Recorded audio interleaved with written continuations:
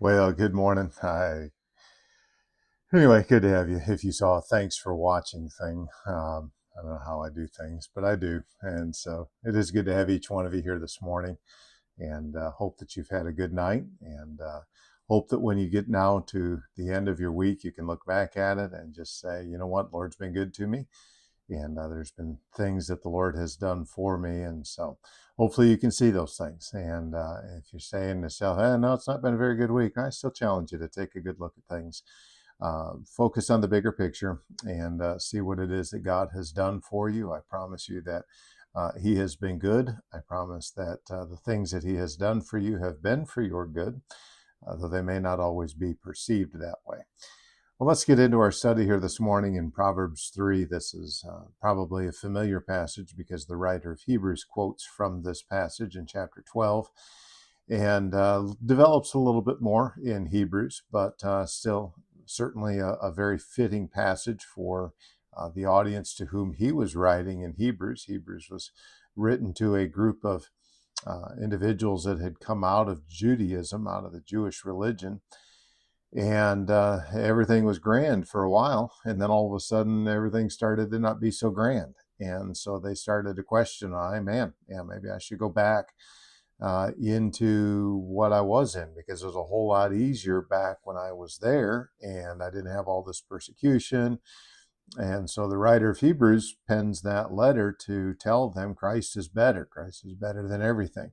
Better than Moses, better than the law, better than the sacrifices, better than the tabernacle, better than all of these things. And so therefore don't do it. And if you do it, you're going to give evidence that you are actually unsaved. Well, in the process of developing that in Hebrews, he brings this text into line where he points to the fact of what it is that God is doing in their lives. And there's a response that you and I need to have in this. And we talked a little bit about this on Sunday night as well. And this is going to be a pretty constant theme for us in First Peter, because the nature of what those individuals were going through was a lot of suffering, even though they were innocent. And so there's a lot of questions when you go through that. And naturally, it's like, okay, well, what do I do? How do I handle these things? And how do I respond when God is trying to instruct me? And this is really a key point that is obviously here in our text this morning in Proverbs 3.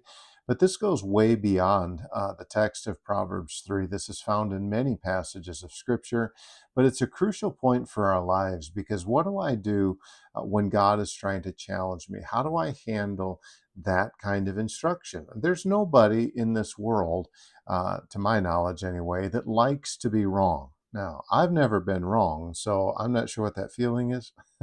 Obviously, I have been wrong, and I've been wrong on a bunch of times. But there's a reality behind how we respond to God's instruction. Now, the Bible is going to use the word here in our text in Proverbs 3 to describe this as chastening. And I think when we have that image in our mind, we might think of going to a woodshed, a spanking, the corporal punishment, whatever it is. But we tend to think of that as a pretty severe form of punishment. Let's use the word training instead, okay?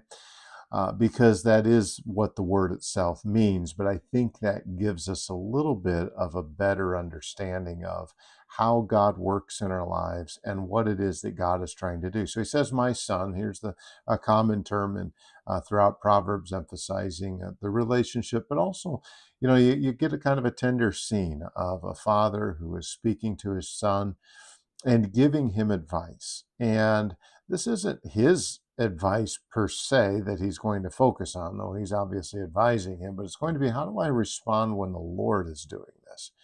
My son, he says, despise not or don't reject the training, the chastening of the Lord. Now, why, when we think of chastening? Okay, well, the word chastening has this idea of instruction or training. The point is that I am going to determine the level at which that instruction or that training is going to be sufficient.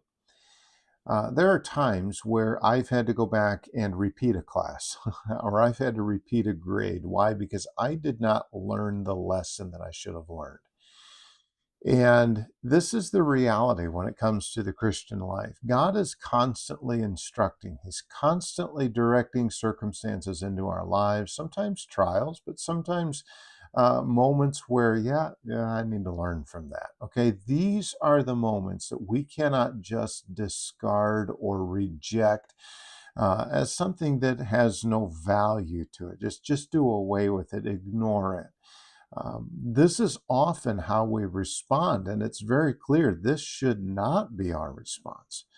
Neither be weary of his correction. That word weary is kind of an interesting word. Also has the idea of being disgusted by something. You know, sometimes it's like, oh, here we go again. Okay. Now what's wrong?